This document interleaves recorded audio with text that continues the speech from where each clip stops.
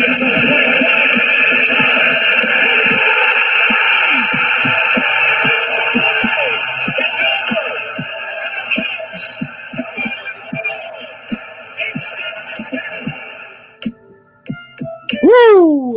Welcome to the best sports podcast on the planet. I am your host, Brandon Combs. Man, what a wild day of football it was again. Week 2 did not disappoint. It was just as crazy as week 1 was. We'll get to all that in a minute. Normally, this is where I would introduce Soup Boss, but Soup Boss had to do some family stuff, so he will not be joining us tonight. But I am joined by none other than Michel Buchheister of the Mike and Mike Man Hour. Buck, how's it going? Oh, what is up, man? I am relieved, to be honest with you, man. Like, I was sitting on eggshells there for last hour or so watching my Kansas City Chiefs play. And wild day of football is right, man. Like, it was exciting. I love football, and this is why. Any given Sunday, anybody can win. It's absolutely amazing. Hey, look, I was having this argument with Chad talking through Messenger here just a few minutes ago. And I said before the season started, we made our predictions, and I said, you guys, everybody is sleeping on the Chargers. They're going to be better than people thought. They're not going to be a playoff team. They're going to be an 8-8 team, but they are better than people thought. I think he doesn't agree with me, but I think through the first 2 weeks, San Diego or the Los Angeles Chargers now are proving that they are better than people thought that they were.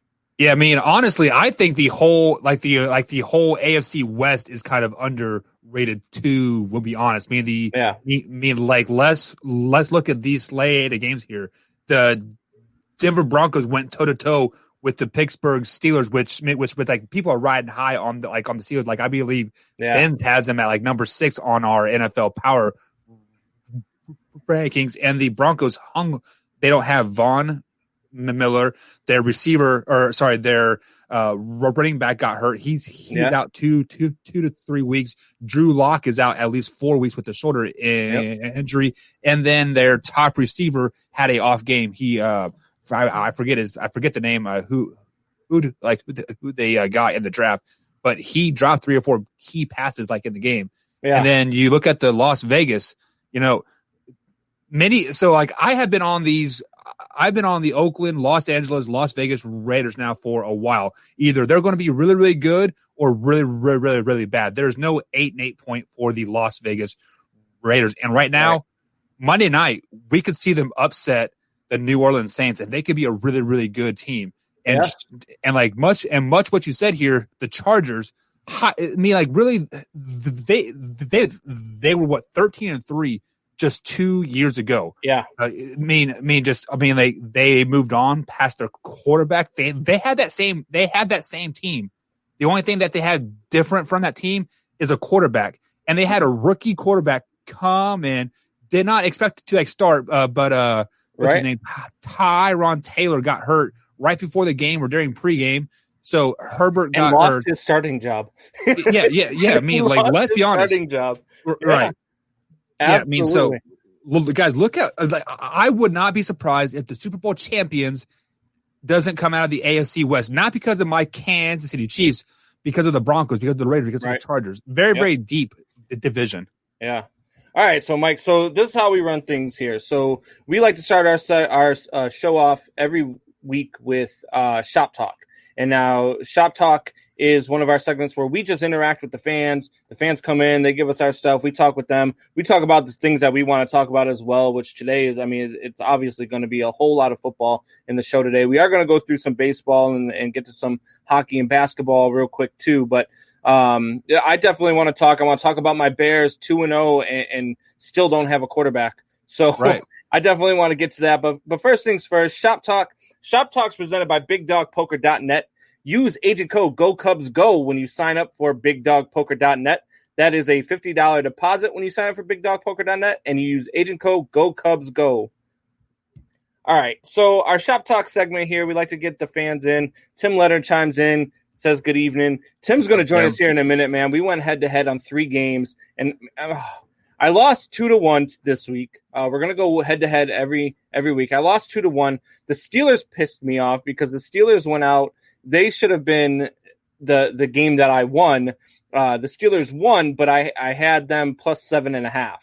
or minus 7.5, I should say. Yeah, it was a 21 was the score. Something Yeah, like that. and James Conner has a run at the end of the game, and he gets to the 10-yard line and gets tired and gets caught from behind. And I'm screaming, I'm like, no, that's my game. I couldn't believe it. But so Tim's going to come on. He's going to talk some crap, I'm sure. He went 2-1. We did have a side bet on I see there on that comments. Yeah. Oh, man. Yeah, he's an LSU guy. He's an LSU guy. He is an Atlanta Braves fan. And I believe, if I'm correct, don't get mad at me if I'm wrong, Tim, but I believe because he's an Atlanta guy, I think he's a Falcons fan too. So if he is, I hope he doesn't come too. I hope he doesn't come too hot at me because I got some fire for him. But yeah, so look, man, football was absolutely crazy today. So many things were happening back and forth, and then you had the Chargers game. You had the Jaguars played insanely close with Tennessee. Yeah. Won that game or lost that game by 3. The Giants, their entire starting 11, I think, is on the IR now. Same with the 49ers. Shit. Yeah. The Niners, they got. I mean, who they lost. Bosa went down. They think he tore an ACL. Yep. They lost. Garoppolo went down with an ankle injury. They lost Mostert. He went down. I mean, they were getting obliterated. I did not see the Colts beating Minnesota at all, let alone beating them like they did. I'm not high on Indianapolis at all. I think that you take a quarterback, and I've said this before. We've had a couple of the other guys on, and from Twist there, we have them on every week, talk about their power rankings and stuff, and they had the Colts to start the season, and my big problem with that is Phillip Rivers. Rivers, in his last couple of seasons with San Diego, looked like a quarterback that was just absolutely lost, and he had way more weapons than he has in Indianapolis. He doesn't have quite the offensive line that he has in Indianapolis, but he had way more weapons. He had a better run game. He had better wide receivers in San Diego. He was just better off with the Chargers, and he just looked lost. And so I'm just not high on them. I think today, they went out and they did their thing, but I still have them as a 6-win team. Well, let me address that because I'm high on the Colts as well. I mean, I think I had them going 10-6 on the season and winning that AFC South, mainly because the AFC South looks a lot weaker than what it has in years past. But Phillip Rivers, you are forgetting that he led the Chargers to 13-3 season just a couple years ago. The only reason why they weren't Super Bowl champions that year was because the Kansas City Chiefs won that division and they had to travel to Baltimore, I believe. No. It was New England that first week, and I believe that was the year that the Patriots won the Super Bowl. Yes. And then the last year, they were kind of just checked out. I mean, that offense was a very conservative offense. You didn't see him really push the ball down the field all that much, or like anything. And then he comes to Indy, a very tough place to play at home with or without fans, even though they have 2,500 fans there. I think it was a day or something ridiculous. Right. That's really stupid. But regardless, Phillip Rivers is going to give the Indianapolis Colts a little something to push them over that edge this year and get to the playoffs. Maybe may not make some noise in the playoffs by any means, but they're definitely going to get there. But the biggest concern that I have for the Colts right now is Mac did go down. I believe his is Achilles injury, if I'm not mistaken. So he's probably out for the season, Lalak as well. But they performed really, really well versus a pretty horrible Minnesota Viking team. See, man, everybody's down on the Minnesota. They're not a horrible team. I mean, 5-12. Sorry, 5-11. My bad. Yeah, no, I don't think they're 5-11. I had them the other way at 11-5. I think I was wrong there. I think I overestimated them, just like I think I overestimated the Philadelphia Eagles. That was a good mix of fire too. Yeah, I just so. Then I was watching, obviously for me, I was watching the Bears during the early games. I'm a big Bears guy. And in the first half, I'm actually texting Soup Boss, and I'm saying, look, Trubisky, I'm usually down on him, but he's actually not playing too bad right now. First drive, Robinson saved him on the first pass of the drive. That one probably could have been picked, but Robinson went up and got it. And then after that, man, that touchdown pass they threw was a great check down. Second drive, Miller dropped a perfectly placed ball in the end zone that resulted in a field goal, but it was a perfect throw, which I don't say often by Mitch Trubisky, but it was in a perfect spot, and Miller just dropped it. Right. And then, the drive touchdown to Mooney was a duck, but Mooney went out and got it. But that play was kept alive by Trubisky, and that's the only reason he went there. And then the second half happened, man. And Mitch Trubisky finally woke up and said, "Hey, I'm Mitch Trubisky." Right. And I mean, just forcing balls to Robinson, looking at him the entire way. Ball gets picked off. Drive ends on a pass to the next drive ends on a pass that receiver has zero chance on. Third drive, Demetrius Harris has the defender beat, and he overthrows him by 15 feet. What bugs me the most is that the Bears are 2-0, and I'm pissed. Right. I'm pissed because they should have lost last week, and the way Trubisky played in the first three quarters of that game, there was no way Nick Foles wasn't taking over, and then Trubisky led that drive. And now this week, they did so well, and they played against a pretty bad Giants team, and they were up 17 points, and they were able to hold on to that lead and win 17-13. So Trubisky's going to play again in week 3. Right. So I'm getting to the point now where I'm just like, man, Trubisky is hot garbage, but the defense is so good, and he does just enough to help you win. And he's really starting to make Soup Boss look like a genius, because Soup Boss says he's going to do just enough to make them win in the first 4 games. Exactly. And then Nick Foles is going to come over. Yeah. I don't know, man. It's driving me nuts. Yeah. So Mitchell, he reminds me a lot of Alex Smith when he came to Kansas City his first year. He was simply there to manage a game, not to lose us games. He wasn't going to go out and bring us from 28 points down to win a game, but he wasn't going to give up a 28-point lead either. And right now, I think Mitchell Trubisky is kind of in that game management role. Yes, they did come back. 20 points versus the Lions, I do believe, and then they held on to the win today versus a horrible Giants team with Saquon Barkley out for the year now with the torn ACL as well.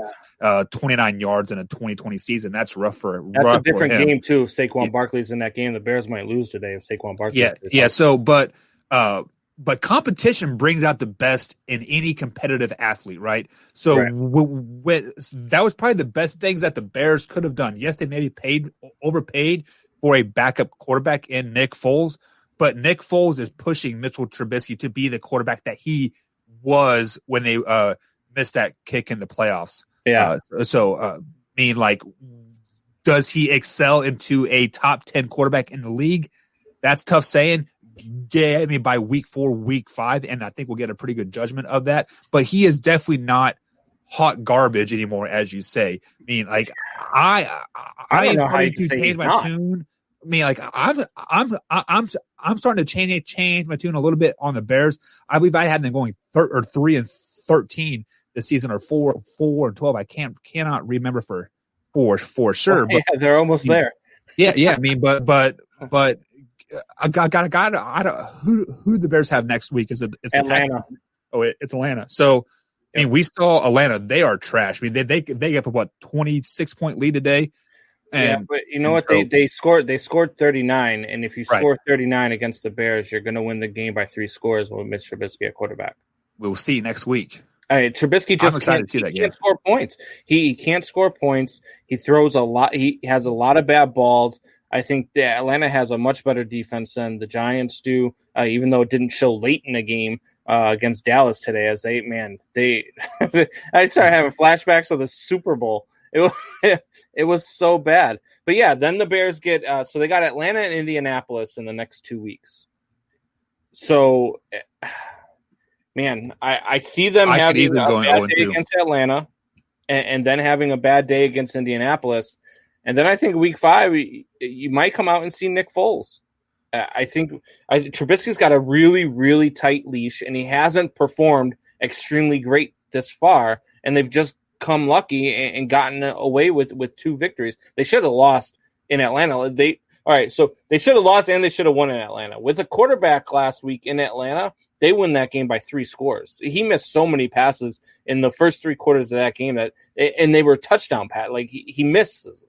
And so you have a guy like that who they should have won, but then they should have lost too, because late in that game when Swift drops that damn touchdown pass that I could have caught, wow. I mean, they should have lost that game. And so I think he's got a short leash. I don't think Trubisky last pass. If he beats Atlanta and he beats Indy and he's finding ways to win, I'm okay with it. At that point, it's kind of like winning cures all, right? Yeah. Well, who was that? I can't think of his name now.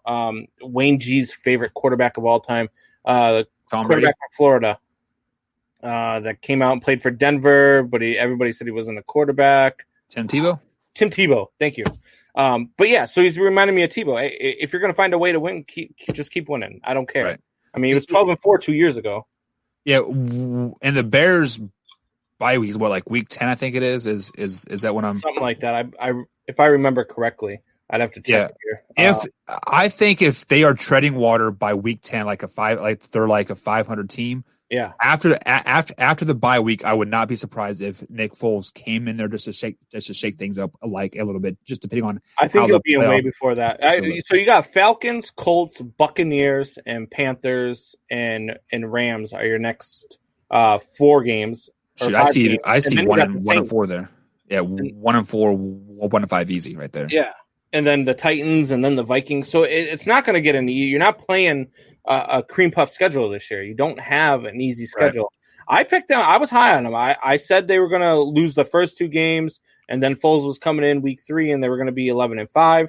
I think that they probably lose next week to Atlanta, who's got to come out and do something, because the way that they lost today, they've got to come out. They've got to rebound from that. Otherwise, they're going 0-16. Like they're if they don't rebound from that, and then they lose to Mitch Trubisky, they're done. I mean, their confidence will be shot.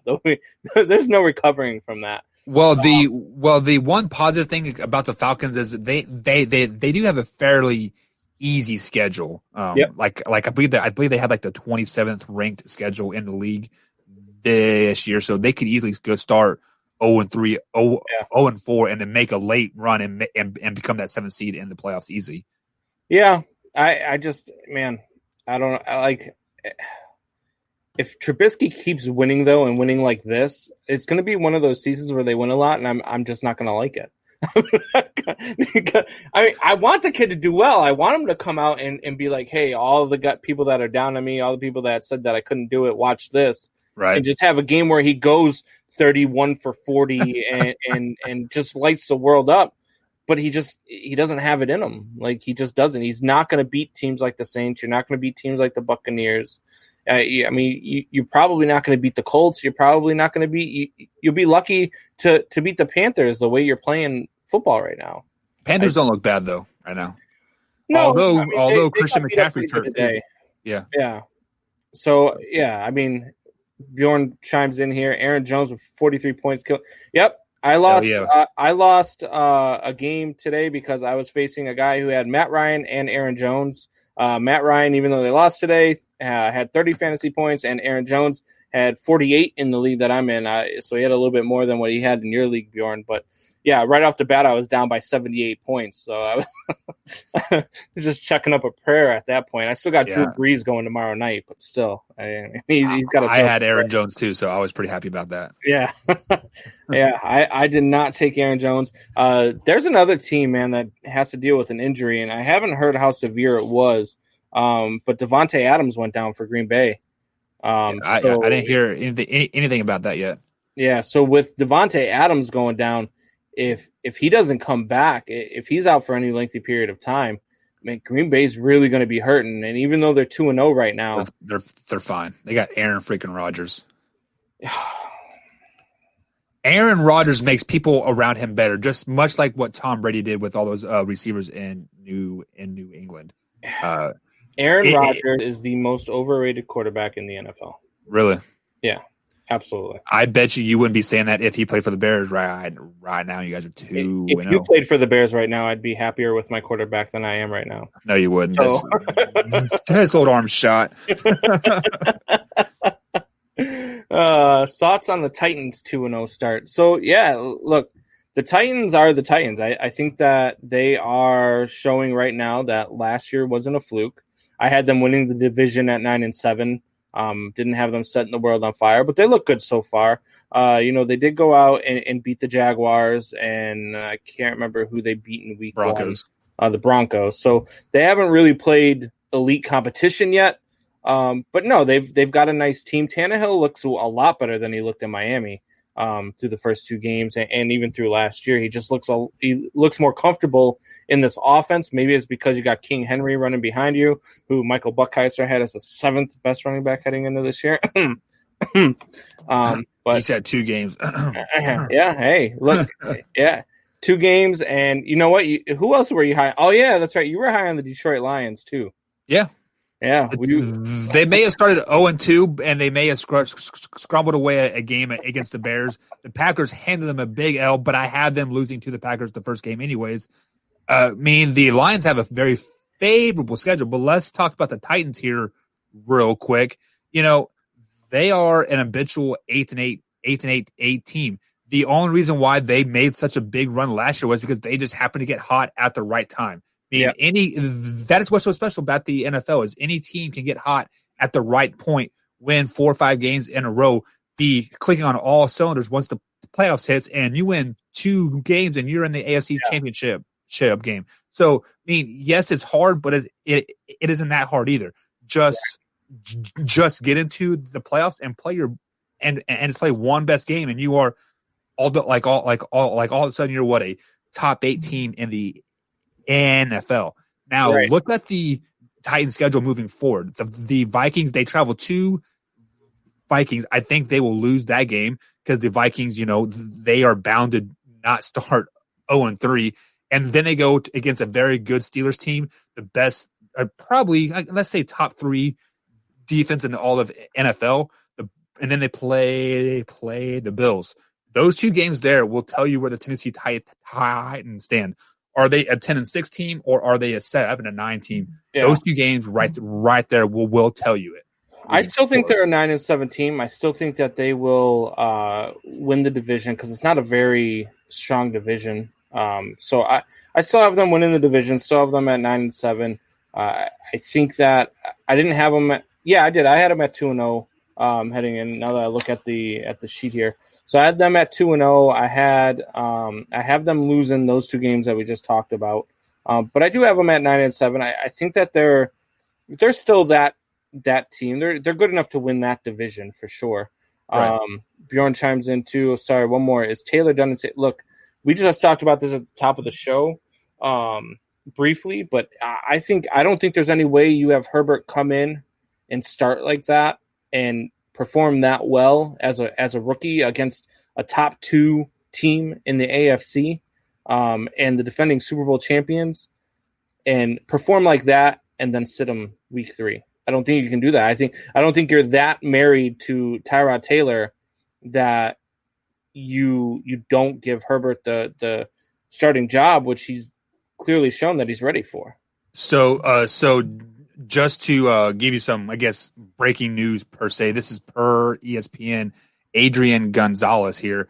Obviously, Tyrod Taylor got scratched from the start because he was having chest pains before the coin toss, and they took him to the hospital. He was having a heart attack type like pains and stuff like that.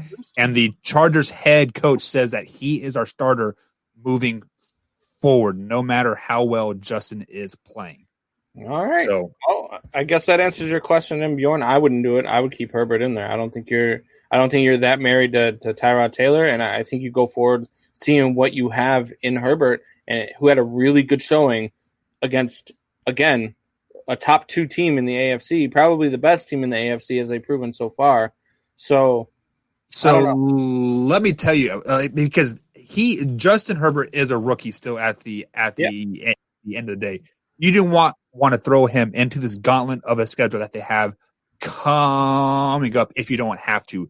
Because if you lose the confidence of a rookie quarterback in the first 3-4 games of the season, his career might be over Look at Ryan Leaf. They threw him right into the fire. Looked great his first game. Pretty bad his second game. And then you're like, Ryan Leaf who? Right? So you don't want that happen to a person like Herbert. So if Tyron Taylor is, healthy and able to play and, not serious injury by like any means, I think you have to stick with him because you are in a growing plane. Like you do have a new quarterback. You have a new system. You are going to quote air out the ball more, right? Yeah. Work out your kinks with a quarterback that doesn't mean as much to you than your first round pick. Right. Sit until at least week 10 or a week 11 until you're out of the playoffs like 100%. Then let him grow. Right. Kind of like a redshirt year.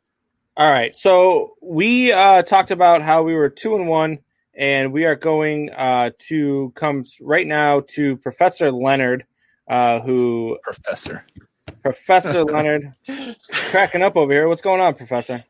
What I miss? Oh, Patriots just intercepted the ball and just ran it back for a touchdown. Did they really? Yeah. Oh man, I got the Cubs game on in the background, so I got no games on. Yeah.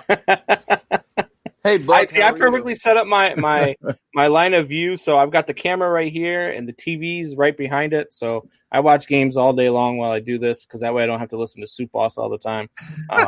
But all right, so Professor That's Leonard, why you're so bad. We went on and we did our picks for 3 games. We actually had a side bet on the 4th game, so technically we were 2-2 today. But for the show's sake, on the picks that we made on the show on air, you are 2-1. You took the Broncos plus 7.5. Steelers won that game, and Connor James became my least ever running back because he got caught from behind by 2 damn defenders while he had a breakaway, and he could have freaking won the damn game for me, but instead, now I'm sitting here with you down 2-1. So go ahead, talk all you want. So let's go. You were right about the Colts. You were right about. Let's go. Go ahead. All right. No, your turn. Go ahead. If I could quote a philosopher. Oh, my God. I was following Professor Leonard's picks until he said the Colts, and I put my pen down. Yeah, that was me. I don't want to tell you I told you so. Yep. I went 11-3 today overall with my spreads. Today was a good day. You asked me who my team is. This is the 5th time I'm telling you. Who's your team? Oh, you're a Titans guy. Okay. That's why I took the side bet with the plus 7 with the Titans. Gotcha. Yeah. You don't have a QB. I don't have a 4th quarter defense. There you go. So, I've got 7-minute Mitch, man. He was, but to see this time he was good for the first 7 minutes, and he was horrible for the final 7 minutes. So hey, he cannot guarantee you when the 7 minutes are going to occur in the actual game. That's what his wife says too. I don't know. All right, so let's go. So where were your surprises today? Where were your 3 losses? Titans. Titans was one of my losses today, not just with you, but in my overall picks. The second one was Dallas again. And then, believe it or not, the third one was Miami. Oh, okay. So right. Those are my 3. All your opinions and comments about Trubisky, I can say the same for Fitzpatrick. Like, he's playing just well enough to stay in and not have Tua come in. Like he's staying relevant just long enough and keeping the team within a scoring distance so that Tua doesn't have to come in. But overall, I called the Colts. I wanted to text you at halftime, but I would have because I said one of my comments is that you guys had all this talk about Phillip Rivers not producing and even going to the Colts. It's still going to be the same Phillip Rivers. And my comment to you and Soup Boss well, you can say the same thing for Kirk Cousins. You guys shot me down. I think both Phillip Rivers and Kirk Cousins are both inconsistent quarterbacks in terms of games. However, with that being said, I told you to take that spread, and you laughed at me. Yeah, and B, and then I lost money on it. And B, I'm so happy. Yeah. And B, right? And B, you told all your listeners, right? Don't take this bet. And what would have happened? We lost money on it. I told you. You have to look past the players and look at the data sometimes. Yeah, I mean, look, I get what you're saying. If they're playing again next week, I'm still taking the Vikings. That's just Vikings versus Colts. You're sticking the Vikings again? Yeah, I take the Vikings again. I just would look. I Vikings think are 5-11 this year. I think that the Vikings are still finding themselves, but once they get going, I think they're going to click on all cylinders, and I think they're going to be a tough team to stop. You're right. They will. Week 14. No, you're giving them way too much credit there, Buck, man. Listen, no. They're going to find themselves in 2024 when they have the number one draft pick again, but they're going to trade it away. Oh, my God. And that number one draft pick is going to come from Floyd Central High School by the name of Tristan Polk. Watch out, guys. So you texted me earlier, and you said, hey, next week we got to pick better games. So Soup Boss picked these games, so I'll let him know that he's got to pick better games this week for us to go with. They were tough games, man. It wasn't that they were bad games. It was just that the spread was tough. The spread was tough only in the aspects of there was no consistency in the actual numbers, right? Yeah. So you want to bring up the Broncos and the Steelers, right? That game, as I even told you, I thought I had it in the bag in the first half. Well, that's what you get for thinking. Number one. But no. I like this guy. that's why I told people to stay away from that game. Do not touch that spread. Walk away from that spread. There's just too many what ifs in that game. But no, the games were fine, especially for the challenge that we're doing for this season. However, I want to ask this live, and then you can ask Soup Boss. Whoever wins the previous week can pick one of the games the following week. I'm down with that. That's fine.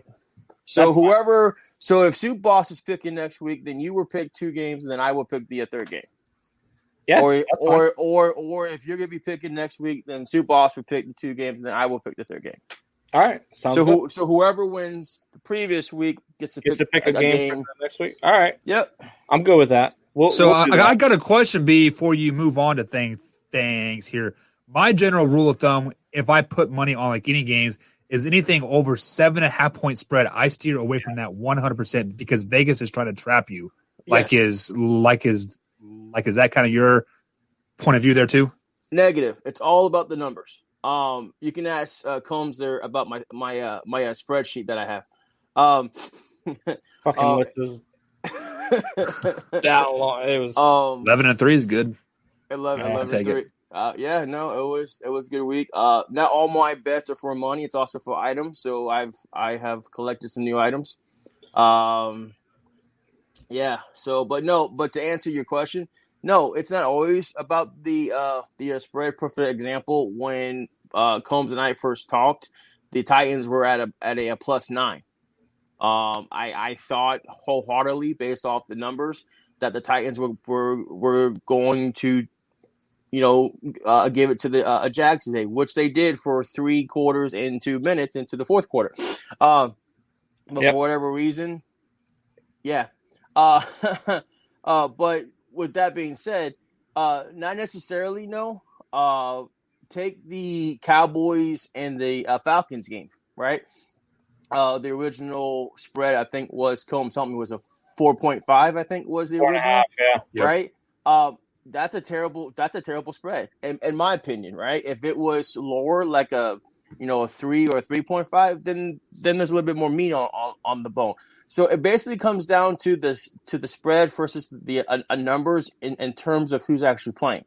So, for example, I was high on Broncos on the on the Broncos defense, right? I said that it was going to be a closer game, and the Broncos was going to help overall keep the Broncos in the actual game today, which actually occurred.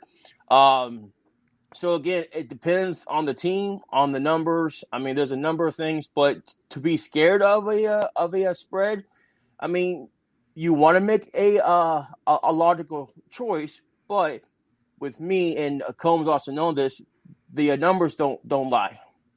And if they do lie, it's very short margin that when they do lie. Right. Yeah, see, I'm of the same mindset as you, Buck. If I see a spread that is 7.5, it's hard for me to not take the points because 7.5 points in the NFL is a lot of points. Yeah, and very. I mean, you do get your blowouts, you do get your games that don't end up well, and I mean, I think I would always give up the points, I would always give up the points if I'm betting against the Atlanta Falcons. I think they always find a way to go ahead and screw you over, even though they did help me out today with the +4, but still. All right, so Professor Leonard, we'll get you on again on Thursday. We will have 2 more games, and then you'll get to pick one, and we'll see if you can keep your winning streak going or if I can come back. So I just want to ask this one question. So, so you're still high on the Vikings, right? I still like the Vikings. Yes, I think I overrated them a little bit. I don't think they're going to be 11-5, maybe 9-7, 10-6. But yeah. Okay. All right. Do you know who the Vikings are playing next week? I do not. Packers? No, they just played the Packers. I can tell you in a minute. Titans. Okay, so the Titans. All right. Well, oh man, that's a tough one too. What's the spread on that one? 2? For Titans now. Are favored? For now. All right. For now. All right. We'll think about that one. So hey, remind me when I come on next time when Soup Boss is on why he forgot to call me when he was so adamant that the Chiefs and the Vikings were such a lock. And that, take that to the bank. And I said, oh, really? You should call me then. He never called me. Yeah, he got mad at me too because I said, hey, I told you that the Chargers were better than people thought. And he said, oh, you're out of your mind. And then he came up with something about how the Browns must be better than the Chiefs because the Cincinnati barely lost to the Chargers. And then the Browns beat the Bengals, and I was like, I don't know how that works, but you can't do that. And he said, yes, I can. And so we'll let him argue with himself since he's not on the show tonight. But so here's the thing: who are the only 2 teams that gave Chiefs a little bit of a headache last year? The Chiefs, mm-hmm. Well, the Titans and the Texans did too. Well, okay, but the other team that's in their division, Chargers and Raiders. Yeah. So that's the beauty of sports, and I think you guys can agree with baseball, basketball. No matter if it's the number 1 team playing the last place team, there's always those 2 teams that when they play each other, you don't know what's going to happen. They can have the best record. They can have on you too, the Dallas Stars. and one of those games, to me, in my opinion, are the Chargers and the Chiefs. Yeah. For some reason, when those 2 teams play, you don't know what's going to happen. Right. So exactly. But hey, so tonight, who do you guys have? What we got for tonight's game? It's Pats Seahawks. Seahawks. I got the Seahawks by at least 2 touchdowns. Seahawks by 2 touchdowns. Well, they're gonna have to work a little bit harder. I actually had the Seahawks by 3. So. Oh, okay. Yeah. I like that one. A lot of people are really high on the Patriots after week 1 and how they perform, but again, they performed that way against the Dolphins, and the Seattle Seahawks are a top 2, maybe top 3 team in the NFC. So it's going to be a bigger test, and this is going to be a real test for me. I want to see what happens to Cam Newton in New England when things aren't going so well. Like in a game like again tonight against Seattle, if Seattle starts to come back and Seattle takes a bigger lead, they're up by 10, like, is he that same guy that was on the Carolina sidelines hanging his head, moping, or is he a new Cam Newton? And that, for me, that will then determine how good the New England Patriots are going to be this season. So, okay. And what about tomorrow night? Tomorrow night is Vegas and Saints. I want to pick Vegas outright. I do, because not only are the Saints going to be missing Michael, what the hell is his last name? Thomas. They're really missing Michael Thomas. I'd like to say it, but I just can't bet against Drew Brees. I can't. So I would take the spread with the Raiders. I think it's going to be a close game, and I really want to take the Raiders straight up because it's the Raiders. They're opening their new stadium. The whole thing. And I always root for the underdog, so I'm going to be rooting for the Raiders. I just can't bet against the Saints. So, all right, Professor. So we'll see you on Thursday night. All right. You should take the spread. Just saying. I'm going to do that. I'm going to do that. Just in fact, I think. So. Remember, these are just my opinions. I do not. You don't want any legal liability of me losing money. I get it. Remember, these are. However, and Combs knows this, and Buck, I'll just let you know. I always pick like my upset of like the week, and believe it or not, Raiders over the Saints are gonna be or my upset of the week. Straight up or against the spread? Both. Well, I got them beating the spread. I got them beating Saints. I think they did what they had to do to improve their team. I think we saw a little bit of that last week. Josh Jacobs is finally falling into that mold of what he needs to be for the team. But yeah, no, I actually have the Raiders winning out. But that's another conversation for. Are they allowing fans in the Vegas stadium? I have not heard of that. If they allow fans into that stadium, Vegas is going to be so overhyped. I think the first quarter they're going to be playing really, really sloppy, and they're going to be playing catch up in the second half. So that's why I got the Saints by 7 or 10. I haven't decided yet, but I'm going to go with 7, I think.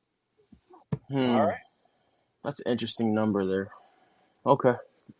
28-21, straight up. 28-21. 28-21, straight up. All right, Professor. Enjoy your win for the week. I will see you Thursday night. Hey, a W's a W. A W is a W. That's all that matters. All right. So you should plan the spread, right, Combs? Yeah. Look, man, I am. The Chargers, I like more than most people. The Vikings, I tend to like more than most people. Right. Soup Boss is high on the Vikings, too. We both had them winning the division. I think we both underrated, and we talked about this today. We think we both underrated the Packers. I didn't think I thought the Packers were going to have a downside. I thought the Love thing was going to fuck with Rodgers more than it is, but Rodgers going out and playing with a chip on his shoulder the first 2 weeks. Of course. If you would listen to the Man Hour, you would have known when we told you this back in July. I did listen to the Man Hour. You guys called me up and made me get on the show with the Man Hour when I said Come on, man. Ted, who'd you say? Jameis Winston, Jameis Winston was a top 10 quarterback in the league. I said it on this show too. I still believe it. Jameis Winston is a top 10 quarterback in the league. Who has more completions on the team? Is it Jameis Winston or Taysom Hill? On the team? Yeah. Well, Taysom Hill, because they haven't let Bridgewater into a game yet. You mean Jameson, and they won't because he sucks.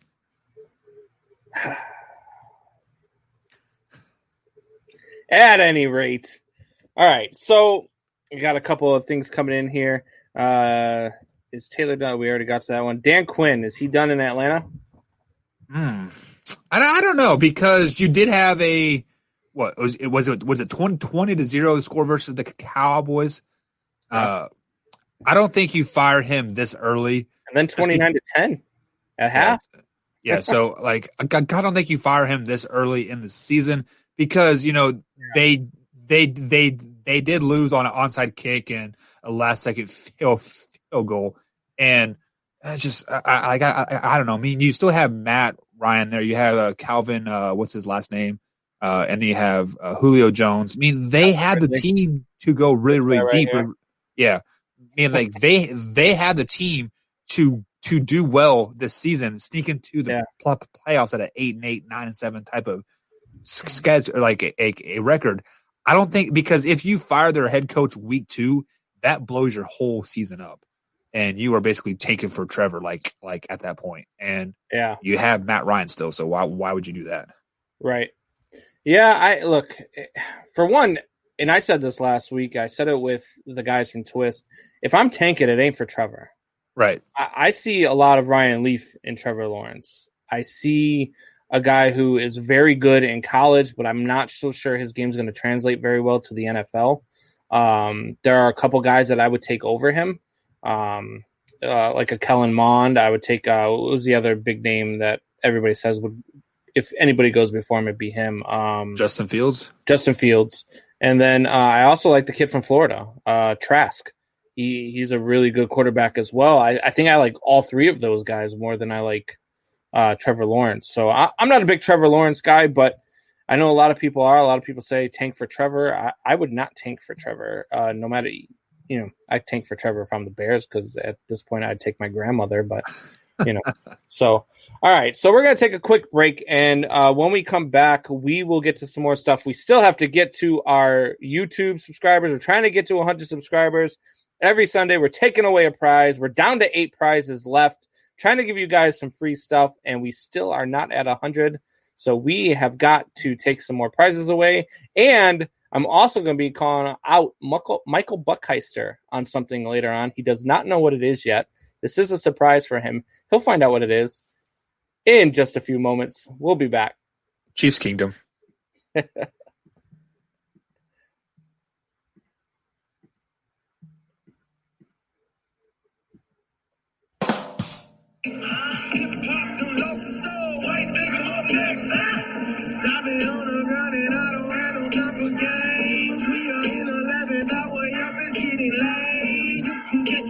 Kitchen cooking up a plate. Jesus on the way, I can't delay, too much to say. Dominoes knocking out shows, like you knocking out dominoes. Wanna know how I know that I'm about to blow? I wanna know how the fuck you do not know the way that I'm dropping shit, man, it's so obvious. This is the opposite of what a hobby is. If you react to this saying I'm acting the fact is you back, cause you know that I body this, know that I'm burning this, yo. All right, so we are back. All right, guys. So we were talking before we went to break, talking about how we're trying to get you guys to 100 subscribers on YouTube. We're trying to do this. We're trying to do that. So I went through the list, trying to see who's subscribed on YouTube, see what, trying to make a list of names. So when these prizes do go out, we can go ahead and do that. You know whose name was not on that list yet, Michel Buchheister? Is it mine? Yeah. Oh. Why have you not subscribed to our show yet? Because I am not on YouTube that much, man, to be honest. The only time I'm on YouTube is to look for Donald Trump music videos, to be honest with you. You can find one from our boy Mises here, who has been so gracious to allow us the opportunity to use his music on our show, has given us permission to use music on our show from him. So he is strictly the only music that we play on the show. He's got a Trump song out there, so you might like what he's got too. So you might want to check him out. Oh, I will definitely. So let me sign into my YouTube right now. All right. The Mike and Mike Man Hour. I'm going to say what is up in the comments.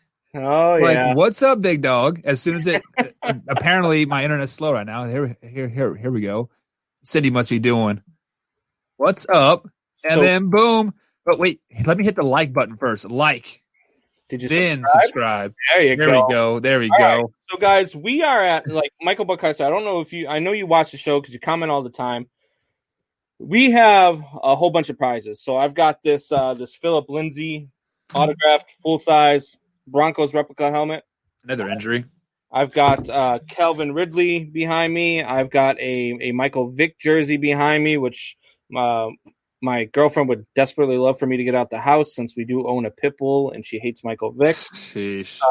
I've got a Juan Soto autographed full size field used baseball bat.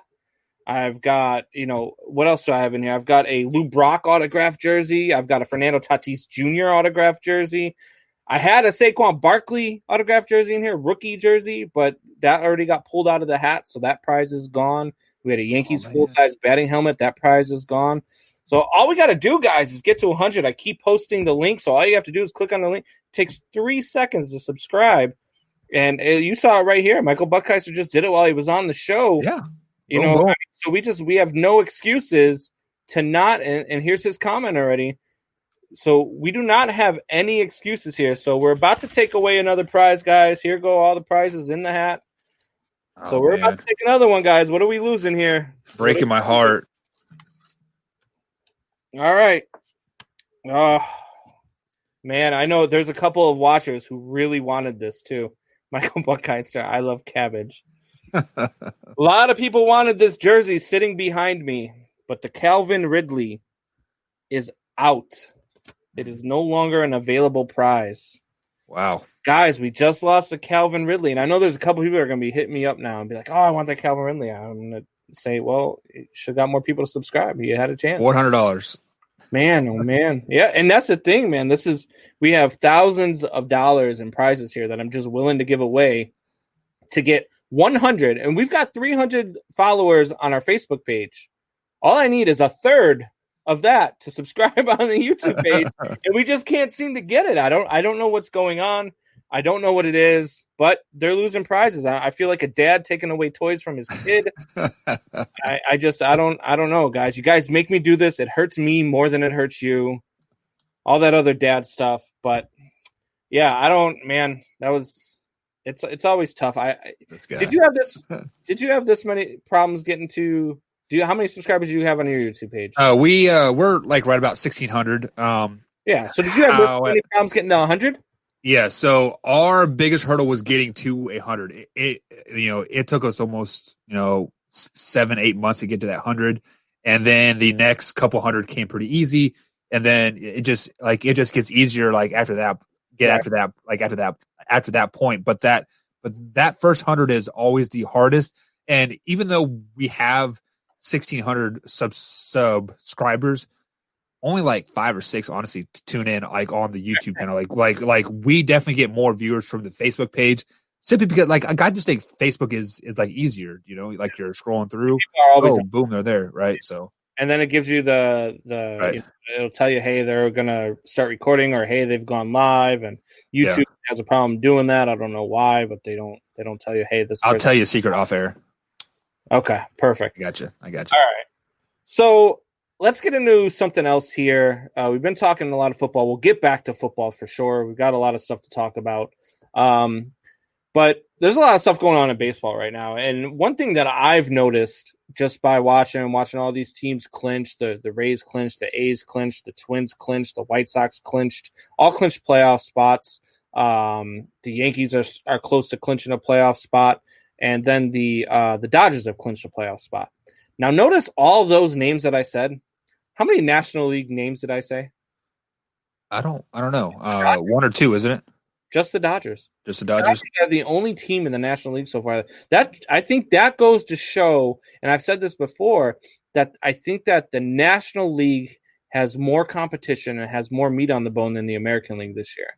I think that, you look at teams like it, and not just the Cubs. The Cubs are playing well, but I don't think that they're even in the mix. Even though I picked them to win the World Series this year, I don't think that they are in the mix as where everyone else is. I don't think that they're as good as the Dodgers. They're definitely not as good as the Padres.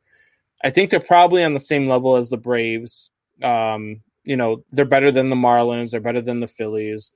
But the Dodgers and the Padres, to me, are just, man, the Padres are so much fun to watch. And the Dodgers, I didn't see them being where they are now, especially before the season. They lost David Price. Kershaw went down at the beginning of the season for the first 2 weeks. So I didn't see them being as good. They've kind of surprised me. But they always find a way to lose in the playoffs. And I've said this before, and I'll say it again. I said it last week, and Supos poo-pooed my idea. And then while I was watching the MLB Network the very next day, I actually had Mark DeRosa of the MLB Network say the same exact thing I said, and that is nobody wants to see the Cincinnati Reds in a short series. They are so sneaky good. Right. Their pitching staff is good. Their offense can get hot. They just came into Chicago and beat a very hot White Sox team 2 out of 3. Nobody wants to see that team in a 3-game series, especially the Los Angeles Dodgers. Yeah, I believe when you came out with your preseason predictions for the MLB. I told you to watch out for the Reds just because I've seen them play because I live like in basically an hour from Cincinnati, so I could see a lot of like all those games on TV and stuff, and it's just like they are just like kind of a grungy team, much like my Kansas City Royals were back in 2014, 2013. Like, don't let them in because they can make some noise. And that's what the Reds are a team that I also said when we were making our predictions. I said the Reds are a team that could probably sneak up on everybody and maybe even win the Central, even though the Cubs are. I mean, I think they got 8 games to play or something like that, 7 games to play, and they're up by 5 games. But it's the Reds are that team that nobody wants to see. They're gonna get in. They're going to be an 8 seed, and they're going to face the Dodgers in the first round. And I think that's a horrible matchup for the Dodgers. Yeah, I've never been a big fan of the LA teams in general. Like, kind of like teams that can like try to buy themselves a championship. And I really feel like that's what LA is trying to do. And it's going to be so sweet when they get knocked out in the first round. It's going to be flat out awesome. I am a big, and I say it all the time. I've said this for years. There is no team no fan base that deserves a winner less than the Los Angeles fan base. Right. They don't show up to games till after the 3rd inning. They leave before the 7th inning. they don't care as much about the team. But when they win, man, they're just obnoxious. They're like Patriots fans. When they're not winning, you don't hear from them and they don't show up. But when they win, they never let you hear the end of it. See, here's what I think about LA is they have so many sports teams to root for. So you can say I'm an LA fan, and you're like, what? LA Dodgers, Lakers, Clippers.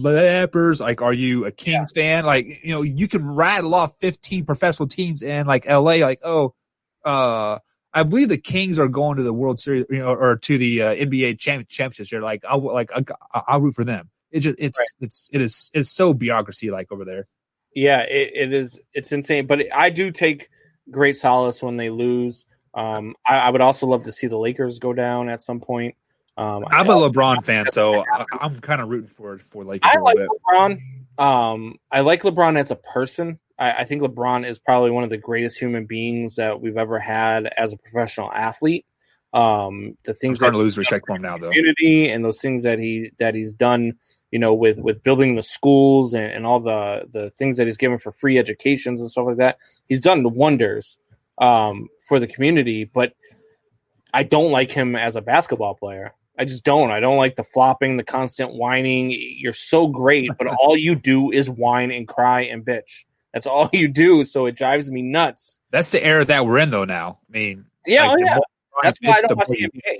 I really don't. Like, I watch it now because we talk about it on the show, and I want to know a little bit about what I'm talking about.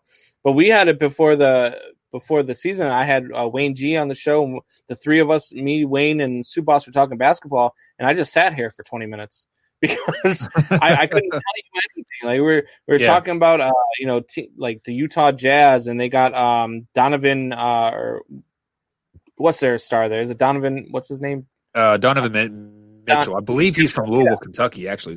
He played in Louisville. Yeah. So Supas is like, oh yeah, he's going to be a sleeper, blah, blah, blah. And we were on when we were running the Great Debate. That's when he brought it up, and that was during the Great Debate. And I didn't know who the hell it was, so I didn't give him any points for it. And then he said that's why he lost the Great Debate. But I just don't. I don't care for the NBA. I don't care for the product. I think that it's just, hey, who can make the most 3-pointers? We're not going to play any defense. We're just going to – so that's I did like, the series of the one that just ended, which was the Nuggets and the Clippers. That was a very good series. The Nuggets play defense. The Nuggets do the things that they need to do because they have to do that to beat the superior teams. I mean, they beat the Clippers. The Clippers are clearly the more talented team, but Denver was the better team. Right. So I don't really care for the NBA anymore, but I do love seeing Los Angeles teams when they lose. I'm a passive NBA fan. Like, I could care less between November till May, but like once the playoffs start, I'll tune in it and I'll try to catch about 80% of the games. Yeah, because they actually do play actual basketball. Then they aren't just 150 I've to 140 been to the playoffs, but I'm also a Bulls fan, so it's been hard to watch basketball for the last 10 years or so. But back to baseball. Are we sleeping on the NL East? The NL East, I don't know, man. I mean, you got the Braves, the Phillies, and the Mets over there. So we talk about, we talk about the Dodgers and we talk about the Padres because of how good they're playing. We've talked about the Cubs, talked about the Reds and how sneaky good they are. But we haven't talked about the NL East, and they've got 3 teams that are probably making the playoffs. So you've got the Atlanta Braves are in. The Marlins are probably going to get the 2 seed, but they're only a game ahead of the Phillies, which may have changed today. I'd have to check that out. Nope, they're still a game ahead of the Phillies. So you got the Braves at 31-22. The Marlins, unbelievable, at 28-25. Nobody saw that coming. I don't care who you are. You did not call the Marlins being the second best team in the National League. I believe Derek Jeter owns that team, right? I mean, he's starting to rub off a little bit on them. Maybe like the work take a little bit. I guess, and I think you've got confidence in those young guys, and those young guys are just performing really well right now. You got a lot of talent for all the trades that you made when you traded Giancarlo Stanton. Yeah, they cleared house, right? Yeah, all the guys they traded, they did get some talent back. The Philadelphia Phillies are 27-26. So those 3 teams are probably getting in, and nobody's really talking about it. Nobody's talking about the Marlins. Nobody's talking about can the Phillies be a team that upsets the Dodgers or the Padres. Nobody's talking about can the Marlins pull something crazy off in the first round. Everybody's talking about the Central and the West. And so I kind of feel like everybody is sleeping on the National League East. It is the team that you haven't mentioned yet is the Atlanta Braves. Many people had them picked to do very, very well this season. And I believe you were the one of them that picked them to win this division, if I'm not mistaken. I did. And then Supas had them in the World Series against the Twins. Yeah, and like looking at their last 10, they have won 5 or 6 games in a row. Yeah, they lost a couple like the last few nights, but this team, I believe I watched them play. Who was it? I think it was a LA team. It was like they scored 29 runs in like a game. Yeah. And it just like that blows my mind when you have that type of offense coming from I'm going to say it. They are a underrated team. They are a underrated 31-22 team going like first place in their division. I mean, and I think right now they're projected to get 3rd seed, if I'm not mistaken. Is that correct? Yeah. So I mean they're definitely being slept on. But I think their problem is pitching. I don't think they have enough pitching. I think that when it comes to the 3 teams that are coming out of the East, I think out of the 3 teams they have the least amount of pitching, even though they're going to win that division. Yeah, I mean, like looking at their pitching staff, the only one that I know from their staff is Cole Hamels, and I believe I know him from the Phillies. Maybe is that where he used to pitch back in the day? So and then he pitched for the Cubs the last 2 years. Yeah, so I mean, like I don't know any other pitching staff besides Cole Hamels, and if he's been on a couple teams the last few years, maybe he's over that hill a little bit. So I mean, like I could definitely see that their pitching staff is definitely probably the weakest link, but when you have that type of offense, who really cares, right? Well, pitching wins in the playoffs. True. Pitching plays in the postseason, and that's where I think that they're going to get into a little bit of trouble here. Heading into the postseason, because when you go up, especially in a short series, you're going to be the 3 seed, so you're going to have to take on the 6 seed, which at this point is either going to be the Marlins or the Phillies. And they're in your division. They've played you a bunch, and they've played you well. And they know that you don't have the pitching that they have, and they've got confidence going in against you. I think that out of the 3 teams coming out of the East, I like them the least. Really? And like I think if the Braves can get past that first round, they probably have a pretty easy path to the World Series. You think so? So if they get past that first round, then they've got to either go through San Diego, they've either got to go through the Cubs, or they've got to go through the Dodgers, depending on how the seeding goes and how it all lines up. Right. So the Dodgers are going to lose in the first round, like we've already established that, right? So, so I would say out of those teams that you listed, the Reds scare me the most. but I think the Reds and the Braves match up perfectly because it's kind of like a hitter's duel. Yeah, like a tad bit. I think the Braves come out on top on that. Yeah, I like the Braves offense more than I like the Reds offense for sure, but I like the Reds pitching more than I like the Braves pitching. So that'd be an exciting one to watch. Yeah. Scoop Boss had picked a World Series that I thought was really interesting. So he picked the Braves and the Twins, and I thought that'd be an exciting World Series to watch. Two young teams, scrappy, like to play, where they're stealing bases, they're doing all the things that I love about baseball. But I thought of one last week that I threw at him, and he laughed at me because I said the White Sox, and he likes to give me shit about being a Cubs fan, but being a closet White Sox fan, as he says, which is not true. That is true. It is not true. But I had the Padres and the White Sox in the World Series as like a fun little matchup. I think that one would be a crazy good matchup as well. Tampa Bay would be an exciting team to watch. Oakland's always fun to watch too. They play that exciting brand of baseball. So I can tell you, I cannot root for the White Sox whatsoever because they're from the AL Central, and obviously, I'm a Royals fan here. I got my Royals gear right here with me all the time. Yep. And if they make it to the World Series, I hope they get swept. Flat out. I hope they get swept. Part-time nerd chimes in. What up? What's going on? How's it going, buddy? Who's that? That's Rapid Dave. No, that's not Rapid Dave. That's Alan. Alan, yeah. Yeah. What's up, Alan?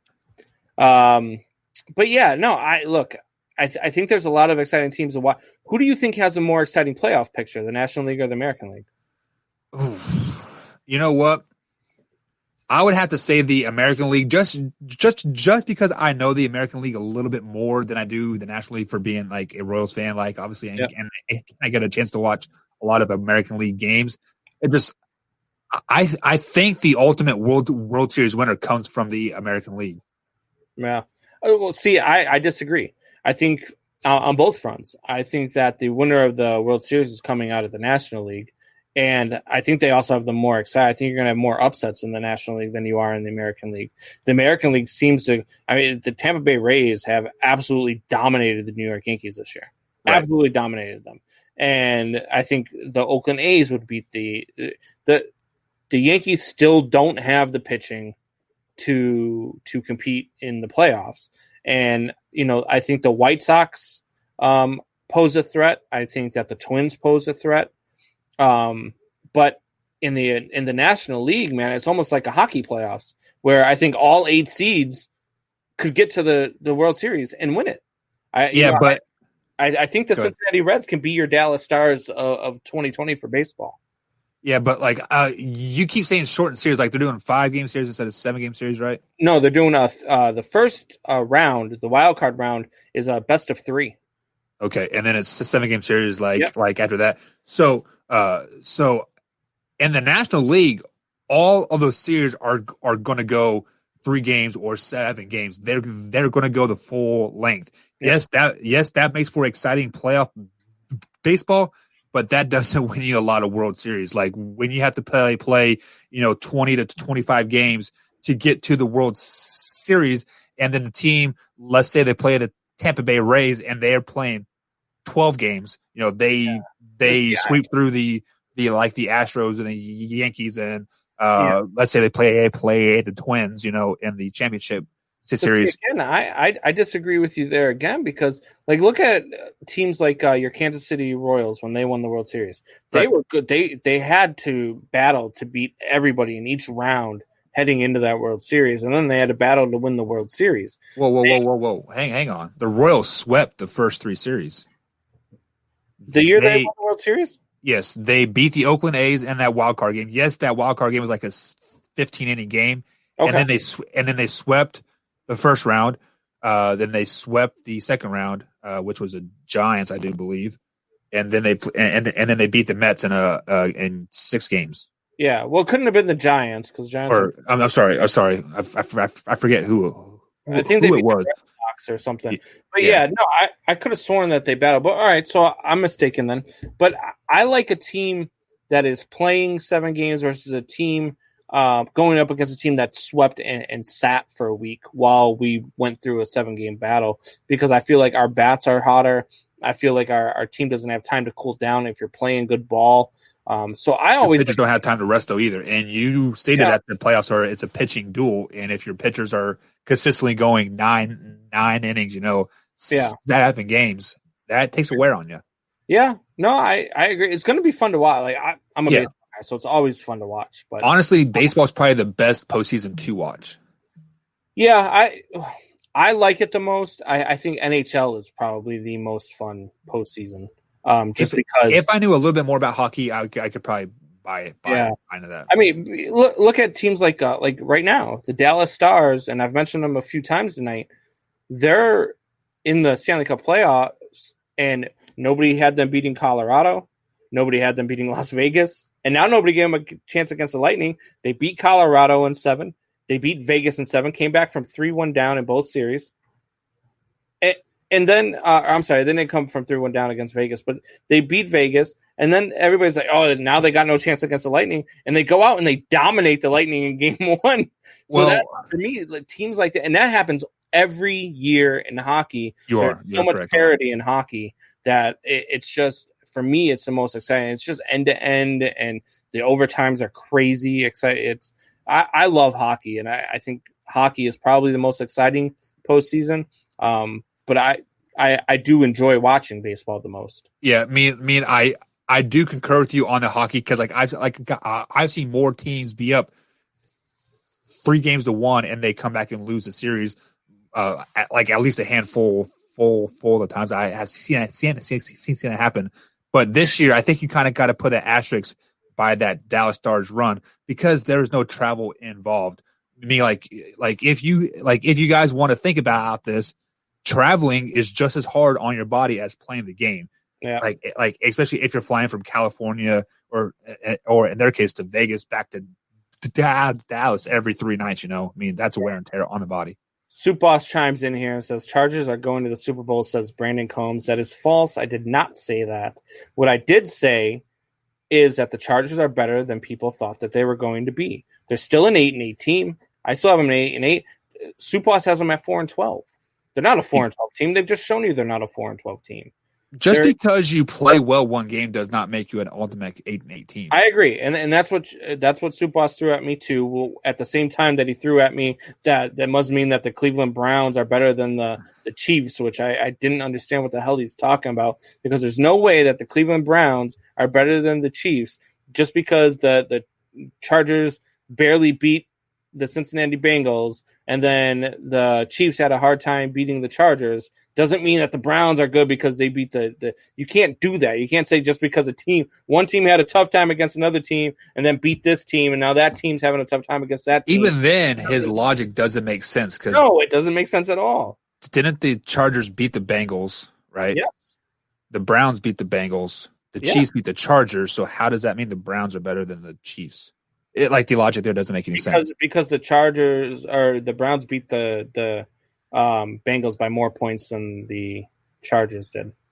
The score was 36-30 to the Bengals Brown game, if I'm not mistaken. What was the score to the Chargers Bengals game? I believe it was 16-13 or something like that. Yeah, it was a field goal game. So by 3 points. So you're saying a 3-point spread. They barely beat 60, but the Browns hung almost 40 on them. Well, the Bengals almost hung to make 30 for a full season prediction. That's my point. It's flawed logic. Look, I'm saying at this point in the season, now answer me this, Buck. At this point in the season, through week 2, are the Chargers better than you thought that they would be to this point? No, because I thought the Chargers if you ever watch the Chargers play, they're a very competitive team. They just cannot put a complete game together. Today, I would say they put a complete game together, but just the Chiefs were that much better than them. We saw the Chiefs play a D game today. Their offense was off, their defense was just struggling all game, and the Chargers happened to play perfect ball. So, with that being said, the Chargers, they are a 4-12 team, yes. But they are the best 4-12 team that you will ever see. Right. They are one piece away, maybe 1 year away of going 13-3 again. If the ball bounces their way, right, 5 games, they could easily be 10-6. Easily. Right. No, I agree, and that's where I'm at. Suplas has him at 4. He's not high on them at all. They are a quarterback away. I said they were 8-8. I said that what needs to happen is they're going to be like 3-7 or something like that, and they're going to bring in Herbert, and Herbert's going to show that he's better than people thought. And it happened in week 2, and so that's why I would keep Herbert playing, because I think you have a better chance to win with him under center than you do with Tyrod Taylor. I think the team has more faith in Herbert than they do Tyrod, to be honest. Well, Tyrod Taylor is a serviceable quarterback, but he's a backup. Yeah. He's not a starting quarterback in the league. The fact that he's got a starting job and Jameis Winston doesn't baffles my mind. I get all the interceptions, and we talk about this before. I get all the interceptions that Winston has thrown, but he still threw for 5,000 yards and 33 touchdowns, and no other quarterback last year did that. All right. So there are quarterbacks that he should. You also throw it 80% of the time, and you get those type of stats. Yeah, I mean that's true too. But you get guys like who was it last week who threw 40 times? Joe Burrow threw 61 times on Thursday night. Yeah. So. It's crazy when you don't have a run game like that and you have to throw that much. But they have a decent run game with Mixon over there in Cincinnati. But Jameis Winston on the Chargers would be a guaranteed Super Bowl advantage. I would have picked him. I would have picked him at 9-6. I bet. At 9-6. Sorry, 9-7. 9-7. All right. Actually, we need to get used to that 17-game schedule. It'd be 9-8. Because they were always down because he threw so many picks. That was 1 year. You know who else had 1 year of a whole lot of interceptions and then threw a whole lot for his entire career? Brett Favre. How many Super Bowls did Brett Favre win, though? 1. Exactly. Is he a Hall of Fame quarterback?